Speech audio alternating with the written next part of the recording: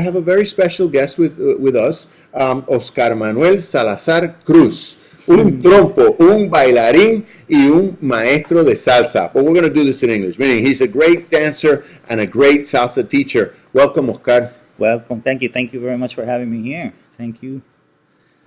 So one of the things we do at Latea, besides obviously the stage programming, the film programming, the music program, so on and so forth, we have these amazing 2 rooms, 202 and 203, that we are constantly, populating with rehearsals for musicians, rehearsals for actors, for sort of programs, like people from schools come here to practice things, all sorts of things. And of course, there's classes, there's dance classes. And one of the big aims of Latea going forward is to create a unique salsa and tropical genre dance program. And with that in mind, we have reached out to Oscar Manuel because we feel that, that you got the experience, that you got the love for the genre, Thank you. And that you can do it. So tell us a little bit about your ambition and the salsa roots, right? My salsa roots it's interesting because I am Puerto Rican, born and raised, and my father is from Peru, but I was born in 1973. So you want to do the math? I'll give you a second. Un viejo, el tipo es un viejo. Okay, so what happens is that, 70s were hot. Salsa romántica was out, romantic salsa was out with Frankie Ruiz, so my father comes from Peru with this, and then my mother also, and my roots from my mother's side is so típica 73, old salsa gorda. So I grew up, listening to all this music, seeing my frustrated mother, because indeed I am a dancer. And I think I owe it to her own frustrations because she was the only one who supported me in my, in my ventures of going to the dance studio at 14 years old, driving me from Guaraguao, Guaynabo to all the way to Coupé, to go take classes 4 times a week, So my roots in salsa come, of course, from Puerto Rico. A little influence from the Peruvian side. Well, excuse me. Anybody that's been to Peru, anybody that's been to Lima knows that la salsa en el Callao, yes. When I was in el Callao, in the great port of the Americas, and you go by those slums and you see those murals of Hector, all over the street, that culture means business with salsa like we have forgotten in some parts of Puerto Rico. So I think your Peruvian heritage is an asset. No, it is an asset. It made me open my vision a lot because now I started listening to big bands. Now I'm starting to listen to Latin jazz. Now I'm starting to listen to Ricardo Rey. Now I'm starting to listen to the whole process of how salsa became salsa. And I remember very clearly, like my interest in salsa. I had long hair. I had a playero haircut, very short in the top, very long in the back, and I was traveling with my dad, who's a car he used to sell car parts for auto parts in Puerto Rico, so he used to travel throughout the center of the island, and he used to put his 8-track back in the days of Rubén Blades de Siembra and Willie Colón. So I'm listening to all these lyrics and I'm asking, what is he saying? What is he talking about tiburón? What is he talking about this, about that? So he gave me the scoop. He's like, this is what he's meaning. This is, once I discovered the weight of salsa that has as a message in a whole for Latin America, I was like in shock. I was like, okay, this is what I want. This is what I want to be. So I ended up singing merengue, doing backups for salsa in Puerto Rico for like 7 years. Incredible. Performing, wow. Dancing, singing, while going to dance school still. Coño, Can.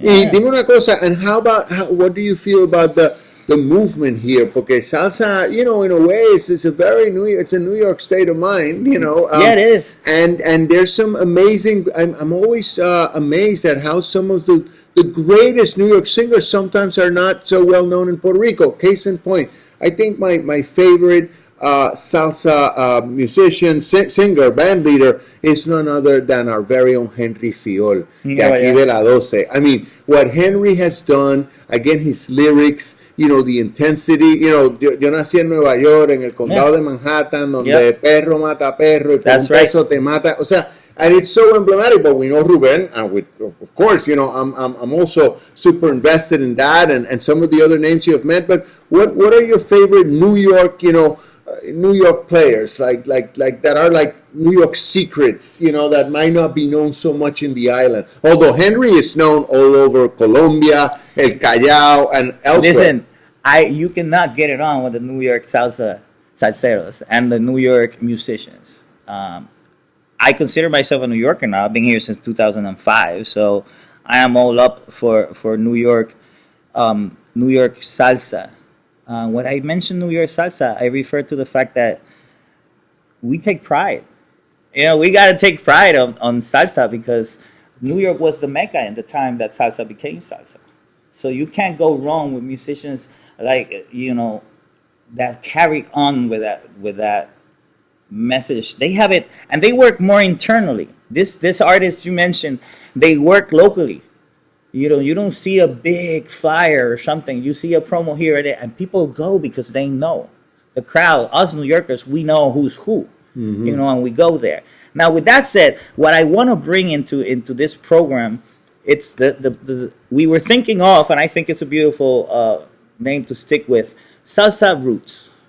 I want to go back to the roots. I want to go back to what makes you move, and what makes you move, obviously, is that percussion, is that clave. So I want to go back to breaking down how you adjust that to your dancing and you get the communication with your partner and you have fun, because salsa is a fun dance. It's about tu vas pa' aquí, yo voy pa' acá. I go here, you go there. Let's play around. And this is what I want to do. New York has commercialized the salsa in a way which is imperative for the growth of the global market in salsa. Now all these congresses, now it's like The Voice. You got The Voice Australia, The Voice this, The Voice that. Now you got Salsa Congress here, Salsa Congress there, Bachata Congress, Souk Congresses. We're incorporating all these Latin dance fusions that take a little bit, but all the roots have the same roots. What about schools of salsa? I mean, when you talk to the brothers and sisters from Latin America, be they Colombia, which is one of the great capitals of salsa, Los Cubanos, of course. So are there different schools of salsa? I mean, yes, what is your brand of salsa dancing? And even if it sounds a little like jarring and stuff, but talk to us a little bit about that regional variety, that the different schools of salsa, and which school are you going to be here promoting at Latea? Well, the different schools that I've experienced, that I've seen, and I admire a lot. I mean, we have different schools out there that work in salsa on two, which is the New York style salsa, and they bring to the table, these people are like professional performers. So salsa on two is a salsa. They call it salsa clave. Salsa on two is the New York style salsa, which is when New York started developing the salsa sound. People, how we step forward and back to dance salsa, and we step sideways to do side breaks or forward and back breaks, right? You go forward 1 2 3, back 1 2 3. Well, you choose the second beat to actually go. So instead of going 1 2 3 4 and stepping on the 1, you go 1 2 3 4 5 6 7 8 1 2. Eso en tumbao. It's a style that was born over here in New York, and it's really heavy. La salsa gorda, this big salsas that you hear out there, salsa románticas, some of them too, but salsa gordas, and you dance a good salsa gorda in clave on two, New York style on two. It is very heavy. It is very nice. So these people have done a great job, not only spreading the word of spreading the salsa on two, which is a New York style salsa, but making performers out of them, making people that not only tackle now salsa, but they're getting roots of jazz, they're getting roots of obviously ballet dancing, because a lot of these dancers have taken as well ballet, have taken jazz. I'm a dance major myself. I ended up traveling and teaching salsa workshops. Well, you're in Chicago, right? Is that your Chicago? Yeah, I did a dance major in Chicago, in Columbia College. Oh, I started late too. I started at 26, believe it or not, Wow. because I experienced the singing with the bands and everything. And then when I decided, you know what, I'm a good teacher. I have plenty of experience. I think I want to be a dance major. I want to teach dance. And so I went for it. We are super enthused to have you on board, because we believe that this is going to be it's not just for the dance class, also for people that want to refresh, people who want to get social. People I wanted that to also address that too. Yes. If we get the right mix, and we are very, very invested in this at the Latea level, thanks to you, Oscar, we are also hoping to have like a dance party, tú sabes, un bailable, Yeah. with some We have regularity. socials. We'll reach Yeah. out to the other Yeah. friends, the other teachers, and I'm not competing with anybody. On the contrary, I offer my services, my knowledge, my experience to have these people come here. It's an upper level class. It's not for beginners. It's not for intermediates. Because even advanced people, intermediates, are going to learn something in this workshop that are going to go like, whoa, if I can adapt that to this, then this is going to be great. So I really exhort people from all over, like if you have heard this before, oh, I cannot go dancing here because nobody knows how to lead, or have you heard, oh, she doesn't know how to follow. So then what? Then let's focus on that. Let's work from the bottom up and let's work the roots. And we're going to end with a musical note. What is the best salsa to dance? Like your favorite salsa tune to dance? Man, Or that's a just give me Let one. me tell you why it's Just give me one. complicated. Just- no. Don't Okay, tell me it's Pepa. complicated. Give me one. Give me I'm one. gonna give you the answer, but first, Play it, the answer. Why don't you you want me to play play the it? answer? Yes. I'll play the answer, and I'll tell you the story why. All right, because the best salsa that people attach to is not just because of the rhythm; it's because of what memories it brings you. Salsa is attached to culture. It's attached to what you think of when you hear that song. What it reminds you of, like a cologne when a girl passes by, it reminds you of your ex. A salsa song, when you hear it in the radio, it reminds you of a moment, reminds you of somebody, reminds you of, all those little things that you go like, whoa. And that cannot be expressed in any other way. My favorite song is De Patitas by Luis Pericorti. And this is because my uncle used to lift weights, and he was a oficial penal de la cárcel. How do you call that? He was in the jail. He was an officer in the jail, and he used to do work. And he used to put this song in the background.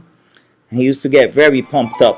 Play it, Oscar. Thanks for joining us here at La Voz of Latea. Y estamos oyendo a Luis Perico Ortiz. De Patita, el perro con la gatita.